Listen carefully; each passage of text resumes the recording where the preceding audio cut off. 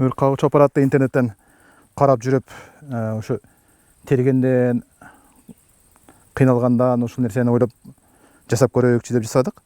Бул негизи разбордай. Любой машинага, жеңил машинага да дөңгөлөктөр отдельно болот, ар бир саптар отдельно болот. Мына бөлөк-бөлөк чечилет да, курама болуп туруп курап калат да. 9 жаасы бар. Жанагы боз үйдүн түндүгү сыяктуу эле. Ошо ар бири ушундай өзүнүн уячаларга салынат. Жок, кой бериңиз, Кел кызым. Кел кызым, сала бер.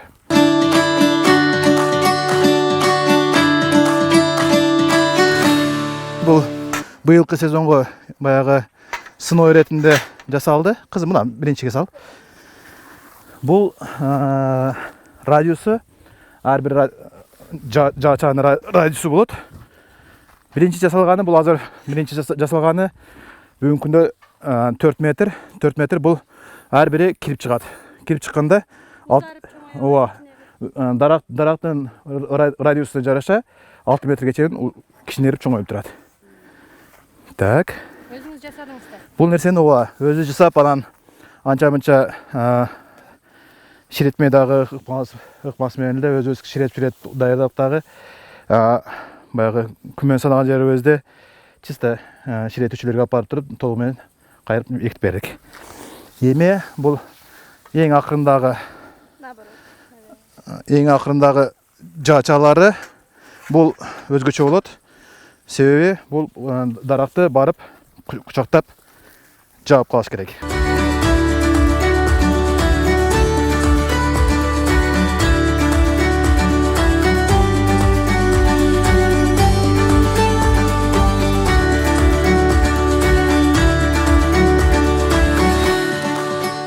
Арабаны оңой эле айдап киребиз өрттүн астына. Мынакей. Так. Кой тур кызым. Нар жагынан алып келесиң. Ар бири бүткөндөн кийин бириге бирди байлап коебуз. Мынакей, мен жана башында айтып кеттим, 6 метрге чейин узарат деп. Бүгүнкү күндө материалыбыз 4 метр болгондуктан, мына 4 метрге расчеттолуп туруп, эсептелинген дагы мынакей кирип чыгат өзү. Анан байлачу жиптери бар. Бул жагынан кылып туруп байлап коебуз, болду. Бул ушун менен өрттүн диаметри менен бирдей кагыла берет. Эми түшкөн өрүк мына өзүнүн жолу менен түшүп келет дагы. Бардыгы мына жерде жипчелер бар. Жипчелерди өзүнү байлап коебуз.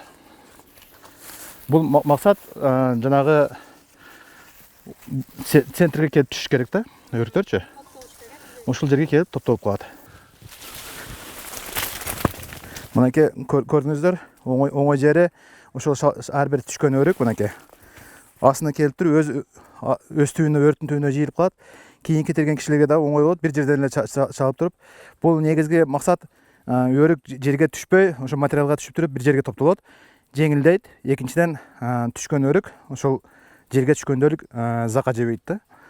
Өзүнүн формасын жоготпойт, сапаттуураак болот. Мындайча айтканда, канчалык сапаттуу болгон сайын базардагы баасы дагы ошончолук жакшы болот да.